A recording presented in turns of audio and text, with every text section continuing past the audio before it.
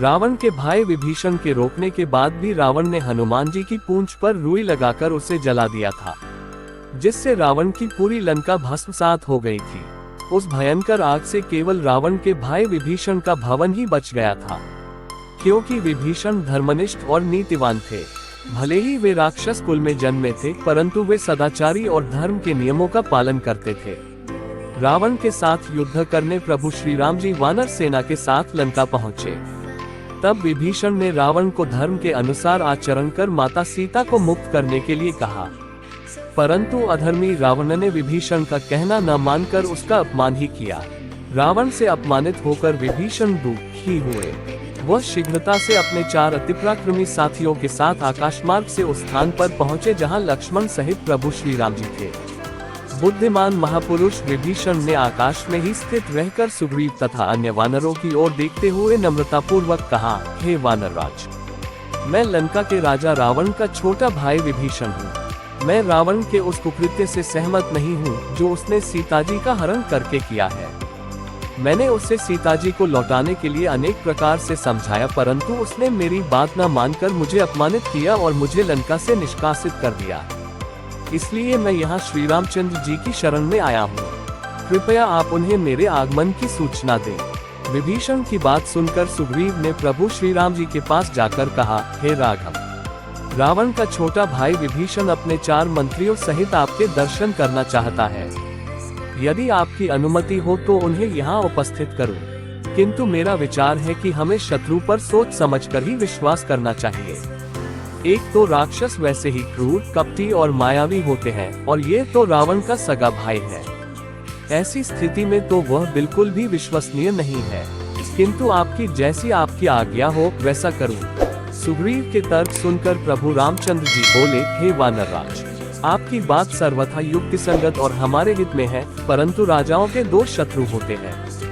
एक तो उनके कुल के व्यक्ति और दूसरे उनके राज्य के सीमा के निकट शासन करने वाले अर्थात पड़ोसी शासक। ये दोनों उस समय किसी राज्य पर आक्रमण करते हैं जब राजा किसी व्यसन अथवा विपत्ति में फंसा हुआ होता है। विभीषण अपने भाई को विपत्ति में पड़ा देखकर हमारे पास आया है। वह हमारे कुल का नहीं है। हमारे विनाश से उसे कोई लाभ नहीं होगा। यदि हमारे हाथों से रावण मारा जाएगा तो वह लंका का राजा बन सकता है। इसलिए यदि वह हमारी शरण में आता है तो हमें उसे स्वीकार कर लेना चाहिए। शरणागत की रक्षा न करने से बड़ा पाप लगता है। इसलिए शरण आए विभीषण को अभय प्रदान करना ही उचित है। इसलिए आप उसे मेरे पास ले आओ। जब सुग्रीव विभीषण को लेकर प्रभु श्री राम जी के पास आया तो विभीषण ने दोनों हाथ जोड़कर कहा, हे धर्मात्मा, मैं लंकापति रावण का छोटा भाई विभीषण हूँ। आप शरणागत वत्सल है, इसलिए आप मेरा उद्धार कीजिए।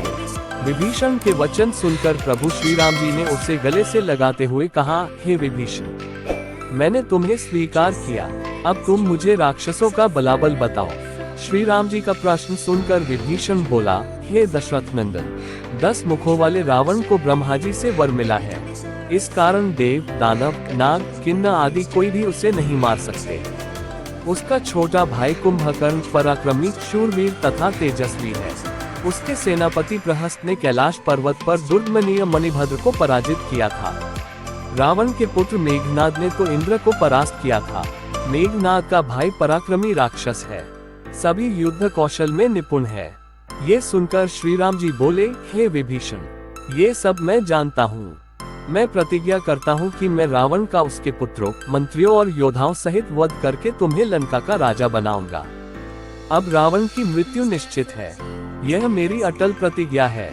श्री रामचंद्र जी की प्रतिज्ञा सुनकर विभीषण ने उनके चरण स्पर्श किया और कहा, हे राघव, मैं भी आपके चरणों की शपथ लेकर प्रतिज्ञा करता हूँ कि मैं रावण को उसके वीर योद्धाओं सहित मारने में आपकी सहायता करूंगा। विभीषण की प्रतिज्ञा सुनकर प्रभु श्री रामचंद्र जी ने भ्राता लक्ष्मण से समुद्र का जल मंगवाया। उस जल से विभीषण का अभिषेक किया और संपूर्ण सेना में घोषणा करा दी कि आज से महात्मा विभीषण लंका के राजा हुए। मनमोहक लोक कथाओं पर नियमित अपडेट के लिए हमारे चैनल को सब्सक्राइब करना न भूलें, क्योंकि हम कहानी कहने की लौ को जीवित रखने का प्रयास करते हैं। हमारे किसी भी आगामी एपिसोड को देखना न भूलें, जहां हम भारतीय लोक कथाओं के खजाने से अधिक छिपे हुए रत्नों को उजागर करेंगे। हमसे जुड़े और इस अविश्वसनीय साहसिक कार्य का हिस्सा बने, क्योंकि हम आपको लोक कथा इतिहास, लोक कथाओं का अनावरण की मनोरम दुनिया में जाने के लिए आमंत्रित करते हैं। मंत्रमुग्ध और प्रेरित होने के लिए तैयार रहें। जय श्री राम मित्रों।